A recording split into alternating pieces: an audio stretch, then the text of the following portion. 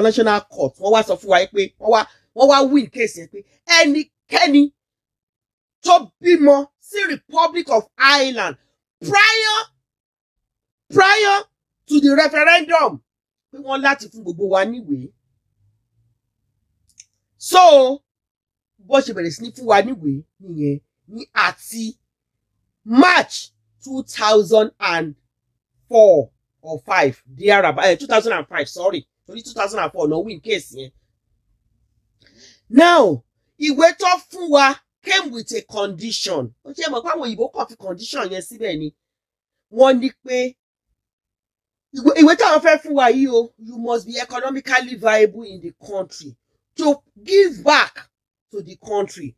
How can you be economically viable in the country? They want you to go and look for something that will enhance your status. Kó kàwé, kó bẹ̀rẹ̀ ní any level. Kàwé, kó ṣe gbá, kó ṣe kókó, kó dẹ̀ máa ṣiṣẹ́, kẹ́ máa contribute sí tax. Wọ́n ní nǹkankan. Tax yẹn ni wọ́n ń jẹ. Precious gold, how are you? Tax yẹn òun ni wọ́n ń jẹ. Tax ní UK àti Ireland wọ́n ní kankan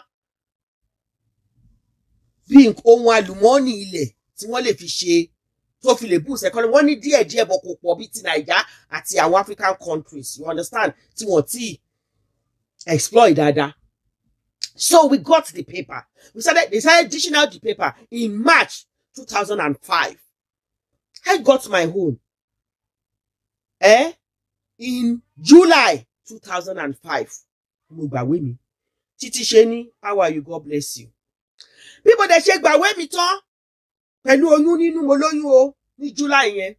Mo bímọ. Àti mo bímọ tán, bá tó di tí mo tọ́jú ọmọ mi, tí mo sọ pé at least 9 months ẹni tó bá wà nílé. Ètè mi ni mo ń sọ yìí, mo dẹ̀ ìbá sọ tàwọn míì. Mo wá lọ bẹ̀rẹ̀ FITAC, mo bẹ̀rẹ̀ FITAC yóò dàbí pé kó wá lọ bẹ̀rẹ̀ form 5. Èmi tí mo ti ní masters ní Nàìjíríà.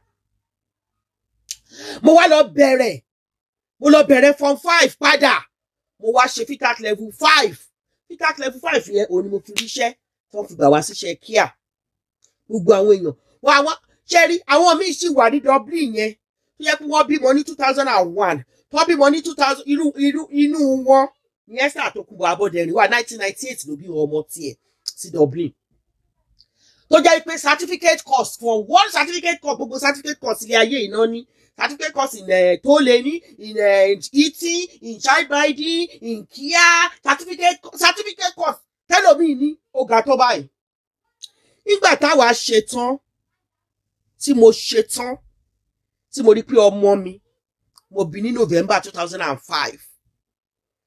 Mo bẹ̀rẹ̀ School of Nursing ní November 2007.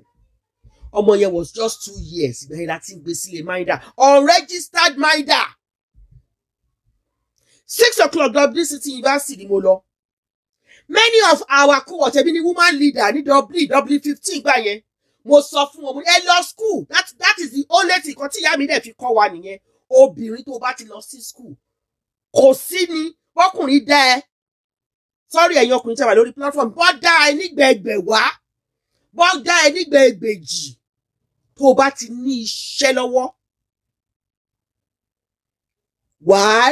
Kò sí bọ́ ṣe dá ẹ mọ́lẹ̀, wàá lè dìde. Kò sí bọ́ ṣe dá ẹ mọ́lẹ̀, wàá lè dìde. Gbogbo àwọn tẹ́ rí tí wọn ò lọ fi ìwé wọn, tí wọn ò fi ṣiṣẹ́, wọn ò ṣe nǹkan kan, wọ́n jókòó rápátá. Wọ́n bẹ̀rẹ̀ sí ní gba jáíró. Wọ́n kọ́lé dáadáa, ẹlòmíì kọ́lé sí Lẹ́kì gbà tí owó Lẹ́kì ò tí ì pọ̀. Tó sì ń talẹ̀ ní Lẹ́kì ní 1 million 2 million. Nígbà yẹn àwọn ọmọ Dublin wọ́n lọ rà síbẹ̀. Many of them ọkọ wọn they are high bankers ni wọ́n o. Highly placed, ọkọ wọn wà ní Chevron, ọkọ wọn ń ṣiṣẹ́ ní Shell. Wọ́n jókòó síbẹ̀ ní rapata náà ń gba jáíró. Wọn ò ṣiṣẹ́ kankan ní Dublin. Lé ojú wọn wọ́n sọ fún wa pé nígbà yẹn tó ní pé táwa lọ ṣe padà sí university wọ́n fún wa ní maintenance, wọ́n fún wa ní grants, wọ́n tún ní ká san owó ní 7,144 ni mo sọ. Nursing is 4 years in Ireland. Ẹ ṣí nínú ẹ̀ mo kó àwọn ọmọ mi méjèèjì mo kó wọn lọ sílé Maida torí àkọ́bí mi òun lọ sí school ó ti wọ láti secondary school ló wà òun lọ sí school at a stage èmi àti àkọ́bí mi àjìjọ wà ní yunifásitì tá àjìjọ ń sọ tí mo sọ 7,144 lórí ẹ̀ tí mo sọ lórí tó jẹ́ 14,000 ni mo ń san lọ́dún fún àwa méjèèjì ọpẹ́lọpẹ́ credit union torí pé nígbà tẹ́mi bẹ̀rẹ̀ mo ní 3,500 ní credit union yá mi ní ìdajì so gbogbo owó bí mo ṣe gbà á wọ́n fún wa ní back to school back to kíní kan gbogbo owó tí mo ṣe ń gbà á ni mo kó sí credit union tí mo kó sí credit union tí mo fi lè lọ sí school tọmọ mi náà fi lè lọ sí school àwa ní lónìí àṣubú dànù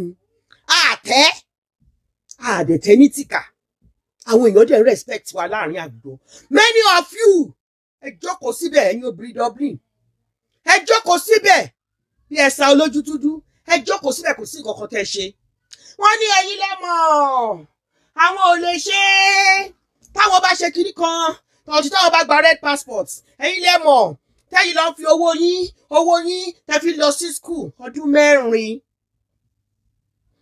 àwa dúdú 8 ni wá nínú wa ọmọ kékeré kan wà ń bẹ̀ kékeré jòjòló ọmọ 1992 ó wà láàrin wa tóun náà struggle táwọn òbí ẹ̀ struggle màmá ẹ̀ wà bígbà yẹn àti ẹ̀gbọ́n ẹ̀ wọ́n wà ní United Kingdom àwọn ló máa fi owó school ẹ̀ ránṣẹ́ sí àti boyfriend ẹ̀ tó fi ọmọ yẹn ń sìn ó ti di band 6 nurse nígbà tí ó bá ti di band 7 òun náà ti wá sí oru ló mú mi o òun náà ti wá sí United Kingdom ẹ jókòó síbẹ̀ ẹ náà ń rówó ẹ̀yin obìnrin má ṣàǹfààní. All right, thank you Tunde Daniels àwa ṣetán nìyẹn nígbà tó wá di 2011 wọ́n wá tún bẹ̀rẹ̀ sí ní da pálí síta wọ́n wá ń da pálí síta irrespective pé o wá lọ sí school o lọ sí school o kàwé o kàwé o ṣiṣẹ́ o ṣiṣẹ́ Irish government kàn declare amnesty ṣá lọ wá ń da pálí síta lọ ń da pálí síta àtẹni tó lọ sí school àtẹni tí ò lọ sí school àtẹni tó kàwé àti wọ́n tó tiẹ̀ ṣe nǹkan kan rí nígbà yẹn tó bẹ̀rẹ̀ gbogbo wọn ṣé wọ́n máa fún wọn ṣé wọ́n ní fún wọn ṣáwọn tó lọ sí school ṣáwọn tó kàwé ṣáwọn tó ṣe gbá ṣáwọn tó ṣe kòkó bàbá ṣá Irish government God bless Irish government lọ́tẹ̀ bá deplete Irish government ẹ má bà bẹ̀jẹ̀ fáwọn tó ń bọ̀ ẹ̀yìn Nàìjà àwa la pọ̀ jù tó bá ṣe ceremony each ceremony is 4,000 pé we declare you today as Irish citizen clap for yourself wọ́n á tún fọ́ fèrè fún wa wọ́n á ti ṣe gbogbo ẹ̀ big ceremony ni owó ńlá náná wọ́n ní táwọn bá gbàgbé tán táwọn bá gba passport torí pé tó bá ti gba Irish passport yẹn 738 pounds and euros lówó school ẹ ẹ̀yin náà ẹ wò síra àwa ń san nígbà yẹn àwa ń san 7,144 euros àwọn tó ní passport wọ́n san 738 times 10 iye táwa ń san 1/10 ìdá mẹ́wàá iye táwa ń san táwa ò ní passport ni àwọn ń san a bínú sí gbogbo wa la ṣoríire nítorí pé a mọ nǹkan tá a fẹ́ nínú ẹ̀ náà àwọn respond association kan ló ń jẹ́ bẹ́ẹ̀ wọ́n kọ́lé rẹpẹtẹ lọ sí Dublin 15 wọ́n ṣe kọ́lé rẹpẹtẹ lọ wọ́n lọ kọ́ sí Tala bẹ́ẹ̀ lọ kọ́ sí Adamstown lọ fún àwọn wèrè obìnrin wọ̀nyí àwọn obìnrin má ṣàǹfààní lọ fún wọn ní council house lọ rẹ́. So now owó lé lówó tó bá lọ bẹ̀rẹ̀ sí ní ṣiṣẹ́ wàá máa sanwó ilé ẹ fúnra rẹ̀ 1,007 1,000 something ló máa san fúnra rẹ̀ lẹ́yìn ìgbà tán fún wọn passport tán nìyẹn wọ́n tún parọ́ mọ́wó lé ìjọba tún kọ́lé rẹpẹtẹ fún wọn wọ́n wá fi wọ́n síbẹ̀ kò sí èèyàn kankan tí èmi àti ẹ̀ tàbí tó wọ Ireland ní 2001 which is 22 years ní 2000 rather which is 22 years ago, or in 2001, which is 21 years ago, or in 2003, which is 19 years ago, or in 2004, which is 18 years ago. Tí ò tí ní council house, tí ò dẹ̀ ní passport. ẹ jókòó rẹpàtà síbẹ̀ ẹ claim child benefit ẹ máa dájọ́ island ẹ ti máa rẹni tó jẹ́ wípé kò ṣiṣẹ́ kò ṣàbọ̀ tó máa dájọ́ 1,000 euro lóṣù tó bá ṣáà ti bímọ 4 child benefit ọmọ 4 yẹn kó o dẹ̀ fi owó oúnjẹ ọ̀sẹ̀ kan kún ó ti dájọ́ nìyẹn. Island Republic of Ireland ló tún máa rí àwọn dúdú tó máa jókòó rápàtà wọ́n ṣe ṣe bí náà ni wọ́n ṣe ṣe ní United Kingdom náà nìyẹn tí àwọn Arabs tó fi gba gbogbo Manchester mọ́ wọn lọ́wọ́. Ẹ jókòó ó lè níyín. So ìyá Yọ̀mídé tá à ń sọ̀rọ̀ ẹ̀ yìí ó wà lára àwọn tó jẹ́ wípé wọ́n bímọ sí Ireland tó dẹ̀ gbàwé ní 2005 at least tó kọ́kọ́ gba remain to live tí mo dẹ̀ sure wípé àtòun àti gbogbo ọmọ tó bí lẹ́yìn Ayọ̀mídé yẹn wọ́n ti ní Irish passport as by 2012 lèmi gba Irish passport ni ó ti pọ́dún 10 àti mú yẹn àti yá dànù wọ́n ti rì ní ìmí wọ́n tún ti fún wa ní ìmí.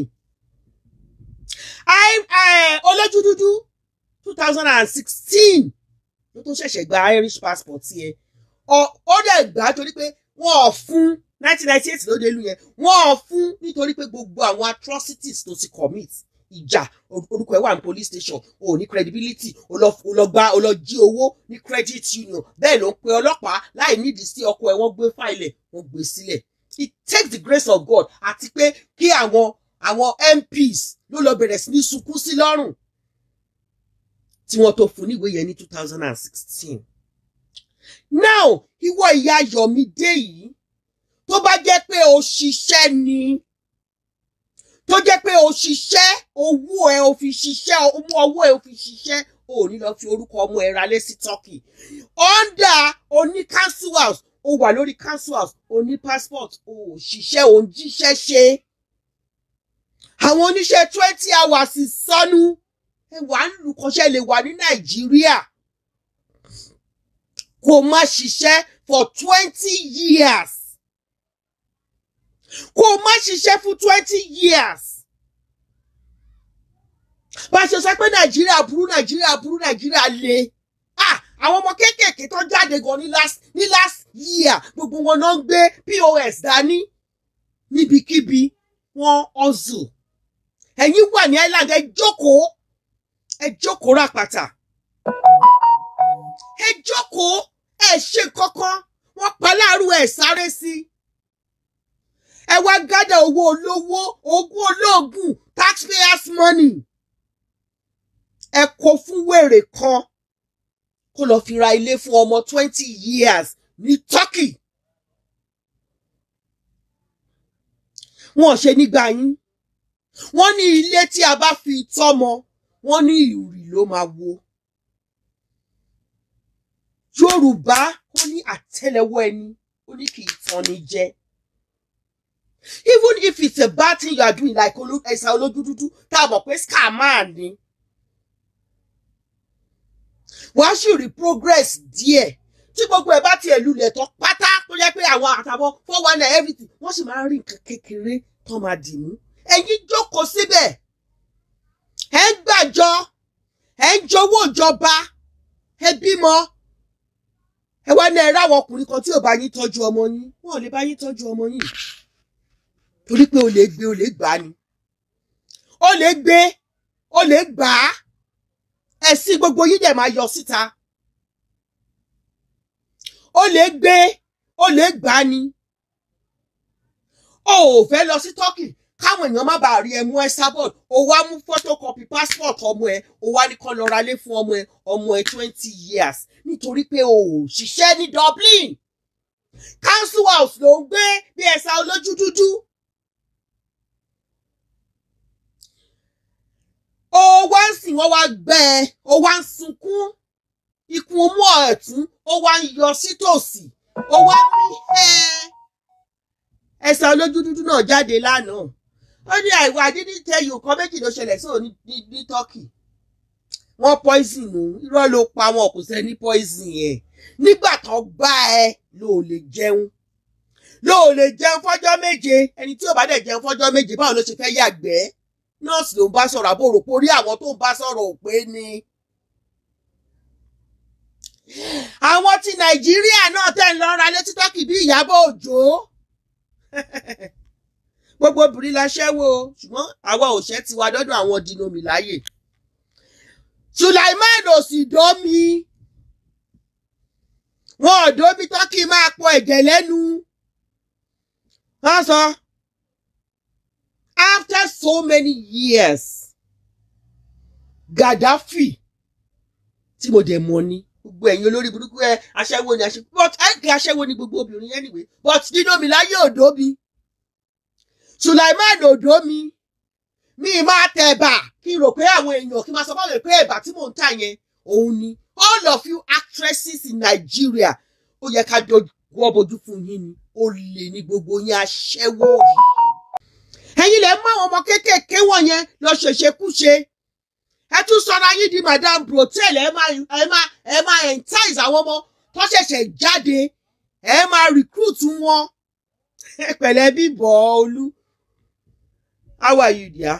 mo rí ẹ lórí kíní 2x2 bẹ́yẹn mo fẹ́ chat mo fẹ́ kí ẹ ń bẹ̀. gbogbo ẹ̀yin olórí burúkú actresses àwọn actresses sọnù. Come and look at my house come and ṣe obìnrin ẹgbẹ́ yín lẹ́ máa ń ta lẹ́ńtà sí àwọn gentleman club lálẹ́ ní Ìkòyí àti Lekki phase 1 and phase 2 gbogbo àwọn night clubs wọ̀nyẹn ẹ̀yin lálẹ́ àwọn ọmọbìnrin tó wà bẹ́ẹ̀ náà tẹjọ́ pín court. wo Ìyábọ̀ Òjó ló ra létí tọ́kì iṣẹ́ wo ló ń ṣe. o act láti bí ọdún 4 o act o dẹ̀ kọ́lé ńlá o ṣe gbogbo ẹ̀ máa front ẹ̀ máa ṣe bẹ́ẹ̀ ni pé ẹ̀yin nìkan ni wọ́n dáyé fún. gbogbo ẹ̀yin actresses sọnù Ọlọ́run ò ní fi re fún yín nítorí pé ẹ̀ ń lead àwọn ọmọbìnrin wa astray.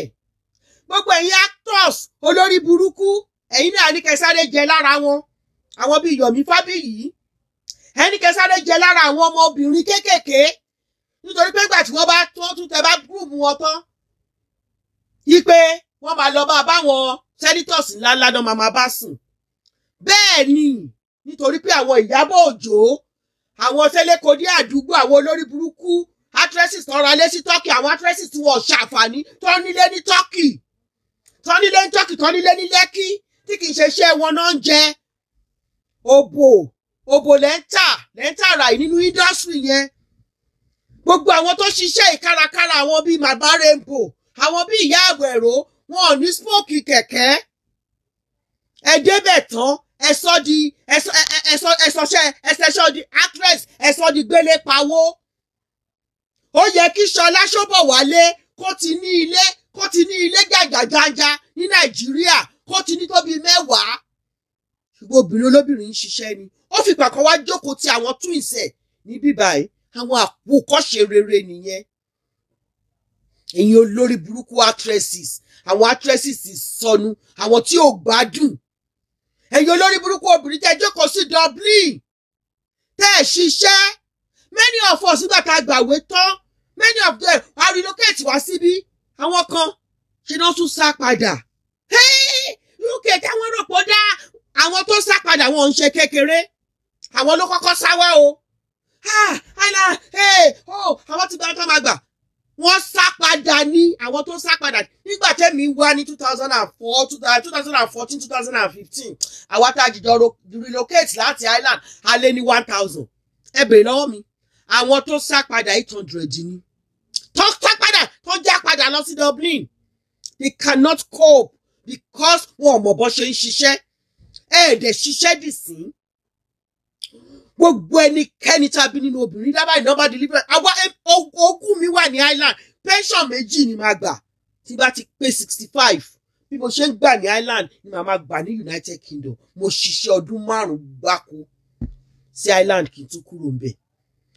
2 years as a carer and 3 years as a nurse. Kí ni mo ti ń sọ lẹ́nu 2001 and 2011 October to 2012 13 14 15 iṣẹ́ ọdún 4 as a nurse in Ireland and 2 years as a carer. Iṣẹ́ ọdún mẹ́fà ni màá gba pension ẹ̀ ní Island.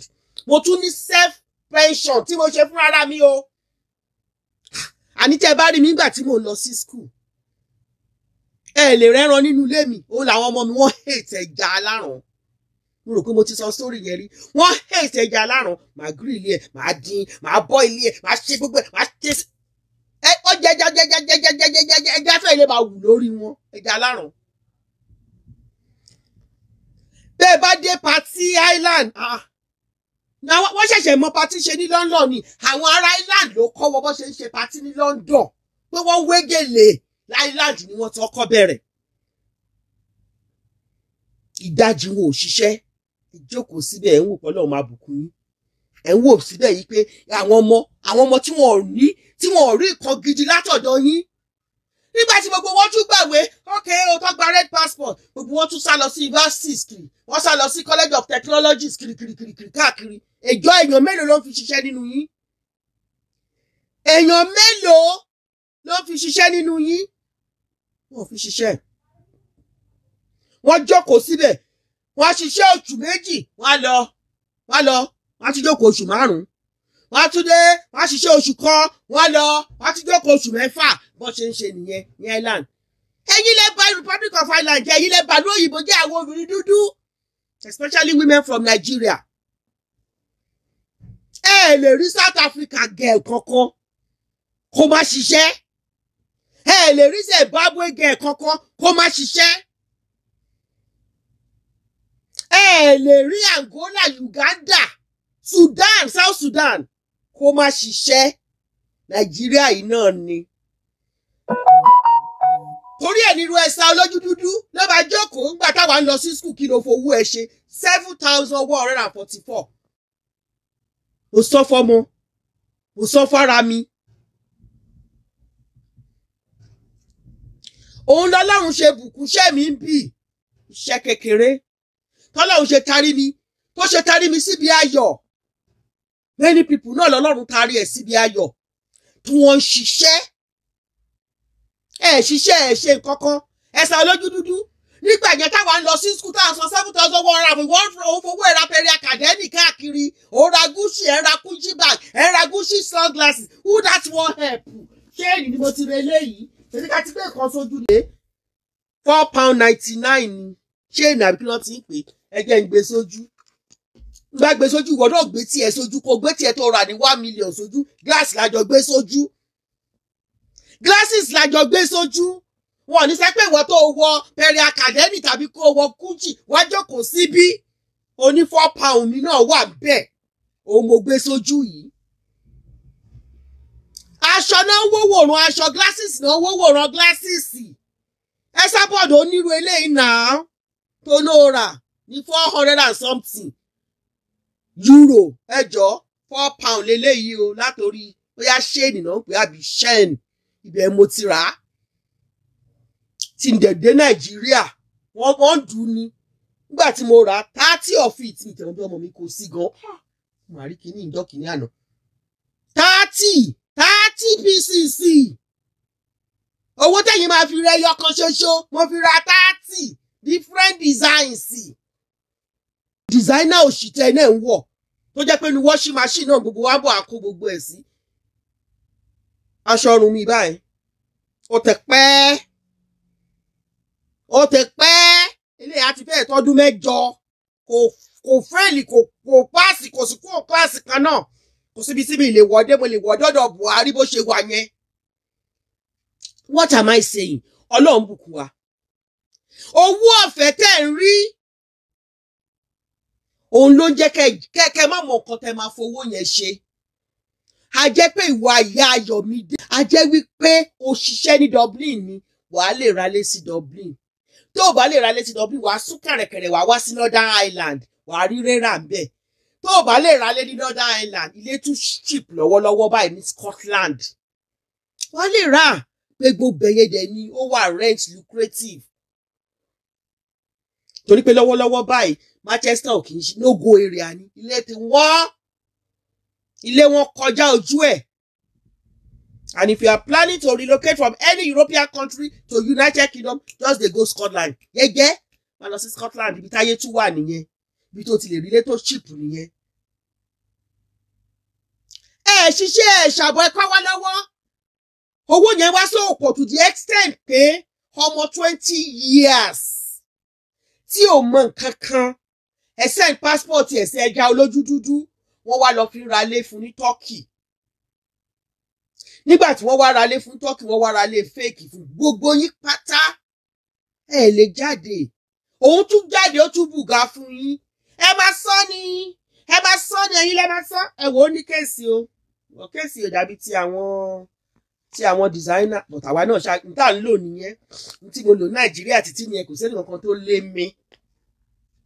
Wọ́n tún gbà á ni. Orí yìí burú sẹ́. Ẹ̀yin lẹ mọ̀ tó dé bá yín. Tẹ́ bá ra glasses kan ní €500. You no go better for anybody tí ò bá lówó. Ní mọ̀ nǹkan tẹ́ máa fowó ṣe ni. Many of you ẹ ti ń gbé council house látọdún lọ mí lọlẹ̀ kò sí nǹkan tẹ́ ṣe. Grant lẹ tún máa gbà láti fi tún owó láti fi tún council house ní ṣe. Tẹ́ bá sọ pé I've been here for 20 years. Táṣà gbé 10,000 kan lé yín lọ́wọ́ tẹ́yìn náà wá kún. Ẹ lọ wá ṣẹ́ṣe. Òun làwọn ọmọ yín ṣe ń gún ọ̀bẹ káàkiri tí wọ́n mú gbó kiri. Tó ń gún ọ̀bẹ káàkiri wọn ọ̀rọ̀ àwọn kan ṣe rere lọ́wọ́ yín. Àwọn ọmọ tèmi wọ́n mọ itinerary mi nínú ilé. She has to go to work. She goes to work on certain days, on certain days, on certain days. You cannot meet her. I have 2 mortgages. I have 3 houses here. I have 3 houses here in Manchester area. I have 3 houses. I bought 1 cash down and 2 are on mortgage. Ẹgbẹ́ni ni mo lè fi sọ. Iṣẹ́ ọwọ́ ọ̀lẹ lọ̀lẹ ń jẹ. Iṣẹ́ ọwọ́ ọ̀lẹ lọ̀rẹ́ ń jẹ. So àwọn ọmọ mi àti àwọn ọmọ orú àwọn èèyàn bíi tèmi, àwọn obìnrin bíi tèmi, ẹ rí wọn tó ń forge ahead. Ọmọ mi gan tó jẹ́ first son mi 31 years old, ó nílé. Ẹ̀yin gan fúnra ara yín ẹ̀ dáa. Ẹ ń ṣe àwòkọ́ṣe rere nínú ilé yín débi pé ẹ máa ṣe àwòkọ́ṣe rere ní society. Many of you are dáa níta má dáa nílé nìyí. Torí pé ẹ lè sọ ìbò.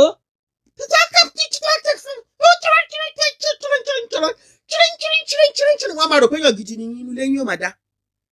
Gbogbo ọmọ yín wọ́n máa mú gbó kiri ni. It's not about going to school. Gbogbo wa ò lè lọ kàdí lọ́yà. Tẹ́ bá rí àwọn ọmọ tó ń ṣe handyman ní Manchester bí àwọn lólówó jù. Kẹ̀ka ẹ̀kọ́ àwọn ọmọ yín kẹ́ fi àwọn ọmọ yín sí ọ̀nà ẹ̀kọ́ tí wọ́n bá lè lọ sí yunifásitì ẹ jẹ́ kọ́kọ́ ṣe ọwọ́. Ó ṣe everybody torí Nigeria mentality nìyẹn. Àwọn ọmọ ẹ̀ lọ sí yunifásitì àwọn kò ń ṣe gbìyànjú lórí lọ sí yunifásitì. Ṣùgbọ́n káwọn ọmọ ẹ kọ́ máa jẹ́ àwòkọ́ṣe rere láàrin ìlú, kọ́ máa jà, kọ́ máa mọ́bẹ kiri, kọ́ máa mutí kiri, kọ́ máa jẹ́ alcoholic, kọ́ máa jẹ́ homeless.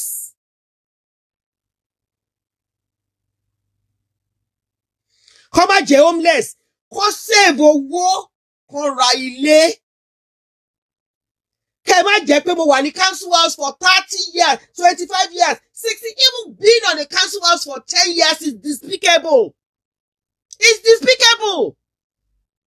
By the time you are 5 years on council house and your contemporaries that are working are paying ×3 of the money you are paying in council house, you should be able to save. But you won't do anything. Tó bá ti rí council house gbà, tó fún ẹni gyro, ojo kò síbẹ̀ ni, ìdajì yín dẹ̀ ló ń suffer arthritis, ìdajì yín lẹ́ni weight problem, lẹ́ni cardiovascular problem, lẹ́ni rí diabetes. Ìran mi diabetes wà ń bẹ̀, bá diabetes ó wà nínú family mi ní Africa. Ìsàkó ní tó bá ní diabetes wà ní hypertension. Méjì yẹn ó run in various families, in fact in 99.9 families. But you that you know that this type of thing is running in your family, they are not working. Ẹ kàn jí. Ẹ sùn. Láàrin ọ̀làkùn. Ọjà àwọn àbúrò ẹ̀. Wọ́n wọ́n Yorùbá máa jẹ́ nìyẹn. Ẹ̀yà kẹ̀kẹ́. Wo bí kan ni wọn bí Adebimpe jẹ́ kúrò ní olójútí tó bọ́ sí ní àwọn kan kùkùté náà bọ́ sí kìrì kan bọ́ sí gbogbo gbogbo ẹ̀ bọ́gí ẹ̀yìn sáàgà yìí gbogbo ìjẹ́ lọ́jọ́ àti sí náà lẹ máa lanu bọ̀ lẹ máa sọ ohun òṣì ẹni wọn gbọ́kọ̀ lọ́wọ́ yín wọ́n ṣe ní gbọ́kọ̀ lọ́wọ́ yín ẹ̀ ṣiṣẹ́ ẹ̀ ṣàbọ̀ wọ́n pa láàrú ẹ̀ tẹ̀rí sí ẹ̀yin ará Dublin. Ìyá Yọ̀mídé tó bímọ ní August 2002 Èkó ẹ̀ rèé ó lè bọ́ síta ẹ̀sìn ẹ̀ ti yọ gbogbo èèyàn mú ẹ àti rójú ọmọ ẹ adẹ̀ ti capture ẹ̀. Kò tí ì pẹ́jù fún yín ẹ dìde kẹṣẹ gírí gbogbo yín.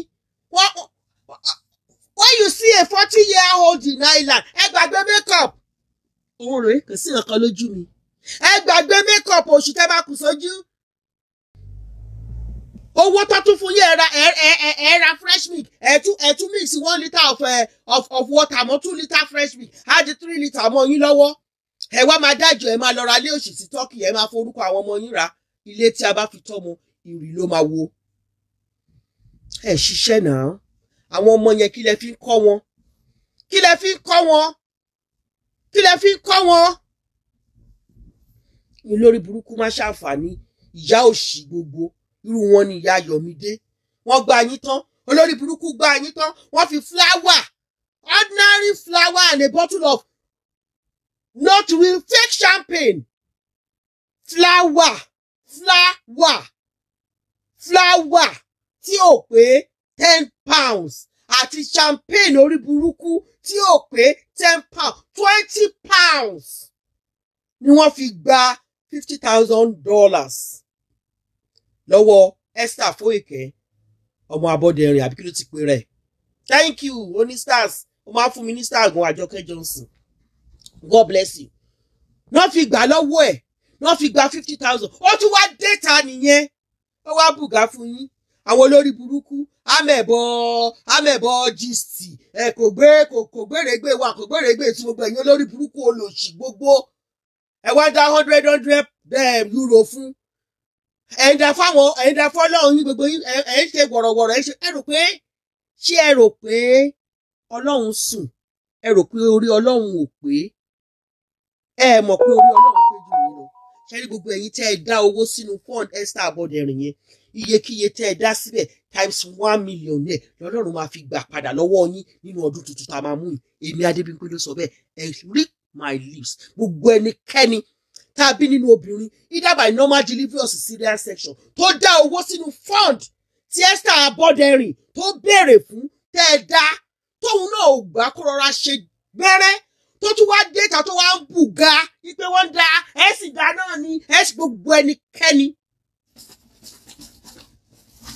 tàbí nínú obìnrin tó dá owó sínú fọ́ǹdì yẹn tí Esther wá jáde tó wá ń bùgá pé wọ́n máa dání wọ́n gbọ́dọ̀ dání gbogbo ẹnikẹ́ni irú ẹ̀dá bẹ́ẹ̀ iṣẹ́ ọkùnrin ní iṣẹ́ obìnrin ní iyekíye tó dá síbẹ̀ times 1 million Ọlọ́run máa gbà lọ́wọ́ ẹ ní next year bó kọ́lé sí Nàìjíríà bó kọ́lé sájà ilé yẹn máa jóná bó kọ́lé sí Manchester bó kọ́lé sí Turkey ilé yẹn akọ̀ṣà dédé gbiná pààrọ̀ ní orúkọ Jésù nítorí pé wọn ò kí ń ṣe nǹkan bẹ́ẹ̀ yẹn èèyàn kì í you don't reinforce bad behaviour.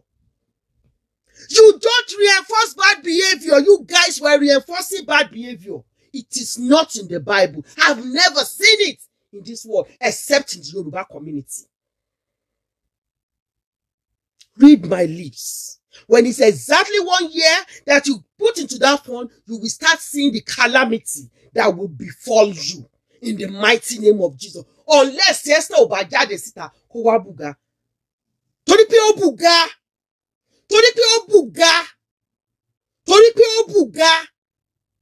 Torí pé ó wá fi láàyàn lójú lẹ́yìn ìgbà tó ṣe nǹkan burúkú tán tó ṣe nǹkan tó wà despicable tán tó wá fi bùgá ni Ọlọ́run ṣe máa ṣe bẹ́ẹ̀ fún yín ṣùgbọ́n tí ò bá bùgá kò ní rí bẹ́ẹ̀ ṣùgbọ́n pé ó wá síta ó tún wá fi rẹ́ èèyàn lójú you are reinforcing bad behaviour. Gbogbo ẹ̀yin tẹ́ dáwó sínú